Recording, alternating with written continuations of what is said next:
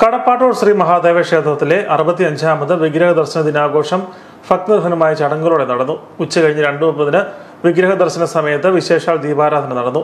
വിഗ്രഹ ദർശന ദിനത്തിലെ മഹാപ്രസാദമൂട്ടിലും പഞ്ചാക്ഷരി മന്ത്രജപവുമായി നടന്ന വിശേഷാൽ ദീപാരാധനയിലും ഭക്തസഹസ്രങ്ങൾ പങ്കെടുത്തു.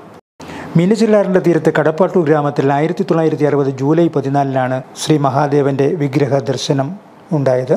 മഠത്തിൽ പാച്ചു നായർ മരം വെട്ടുന്നതിനിടയിലാണ് മരം പിളർന്ന വിഗ്രഹ ദർശനമുണ്ടായത്.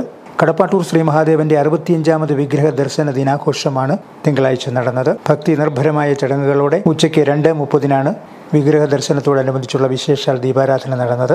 ചടങ്ങുകൾക്ക് തന്ത്രി പറമ്പൂരില്ലത്ത് നീലകണ്ഠൻ നാരായണൻ ഭട്ടതിരിപ്പാട്, മേൽശാന്തി മനോജ് നമ്പൂതിരി എന്നിവർ കാർമ്മികത്വം വഹിച്ചു.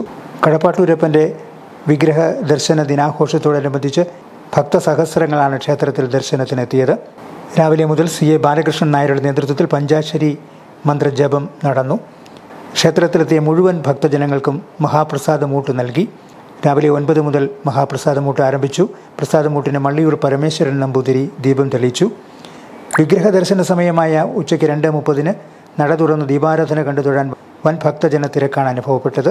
പഞ്ചാക്ഷരി മന്ത്രജപവുമായി ഭക്തർ കടപ്പാട്ടൂരപ്പനെ തൊഴുത് അനുഗ്രഹം തേടി.